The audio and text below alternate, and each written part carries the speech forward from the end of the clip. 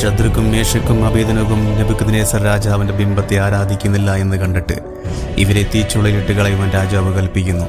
ഇതറിഞ്ഞപ്പോൾ ഇവർ പറഞ്ഞ മറുപടി ഇന്നത്തെ ഓരോ ആത്മീയ മനുഷ്യന് ഉപയോഗിക്കാൻ കൊള്ളാവുന്ന ഒരു ആയുധം തന്നെയാണ്. ധ്യാനിൽ 3:16-17 ശദ്രക്കും മേശക്കും അബേദനകും രാജാവിനോട്, നെബൂഖദ്നേസരെ, ഈ കാര്യത്തിൽ ഉത്തരം പറവാൻ ആവശ്യമില്ല. ഞങ്ങൾ സേവിക്കുന്ന ദൈവത്തിന് ഞങ്ങളെ വിടിവിപ്പാൻ കഴിയുമെങ്കിൽ അവൻ ഞങ്ങളെ എരിയുന്ന തീച്ചൂളയിൽ നിന്നും രാജാവിൻ്റെ കയ്യിൽ നിന്നും വിടിവിക്കും. മുമ്പിൽ എരിയുന്ന തീച്ചൂള, അതുമല്ലെങ്കിൽ രാജാവിൻ്റെ വാൾത്തല. ഇതിനെയെല്ലാം മുമ്പിൽ കണ്ടുകൊണ്ട് യൗവനക്കാർ രാജാവിനോട് പറയുകയാണ്, നെബൂഖദ്നേസരെ, ഈ കാര്യത്തിൽ ഉത്തരം പറവാൻ ആവശ്യമില്ല. ചുരുക്കി പറഞ്ഞാൽ ഞങ്ങൾക്ക് കൂടുതലൊന്നും സംസാരിക്കാനില്ല.